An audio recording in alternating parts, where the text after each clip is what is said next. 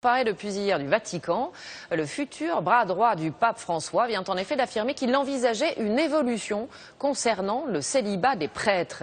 Il affirme qu'il ne s'agit pas d'un dogme. Nous retrouvons notre correspondant Renaud Bernard en direct de Rome. Renaud, bonjour.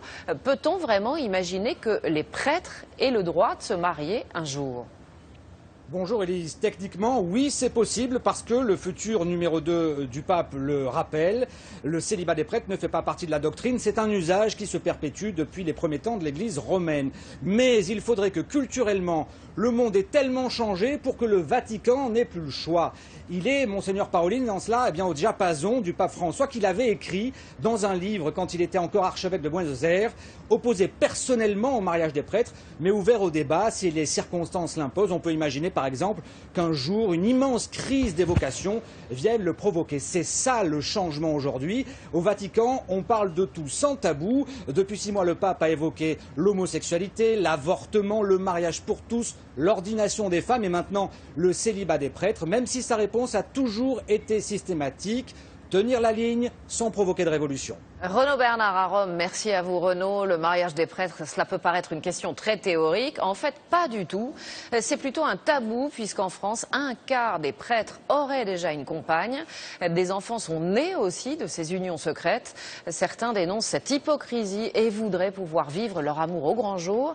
Écoutez plutôt le témoignage de cet ex-prêtre qui a vécu pendant 22 ans avec sa compagne dans la clandestinité. Manuel Tissier, Jamila Mimouni, Pascal Stelletta. Pour Léon et Marga Laclos, cette ouverture arrive trop tard.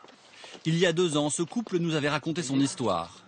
Une histoire d'amour entre le prêtre de cette petite église et l'une de ses paroissiennes. Une histoire clandestine de 22 ans.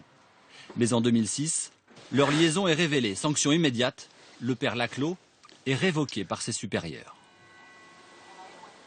Ils étaient focalisés sur la relation Léon et Marga.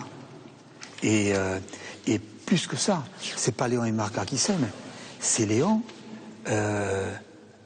c'est grossier, mais Léon qui couche avec Marga. Le problème, il est là.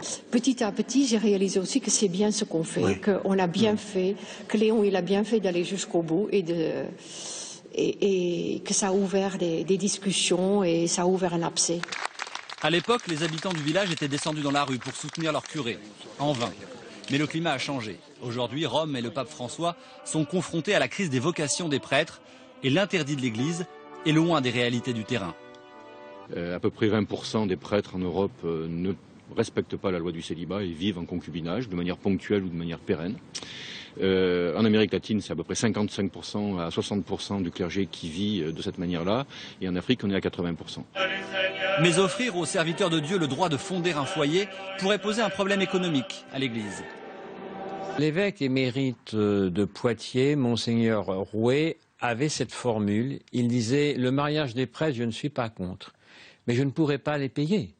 Parce qu'il faudrait que les fidèles fassent un effort financier pour que le prêtre, comme le pasteur protestant, puisse nourrir sa famille. » À Paris ce matin, les fidèles étaient plutôt favorables à cette évolution. Je suis pour. Je ne vois pas pourquoi on empêcherait ces gens-là de fonder une famille. Moi, je pense que dans la religion catholique, on doit aussi avancer avec notre temps. Mais au sein de l'Église, le mariage des prêtres ne fait pas l'unanimité. Selon les spécialistes, le pape François se heurtera à une forte résistance s'ils veulent l'imposer.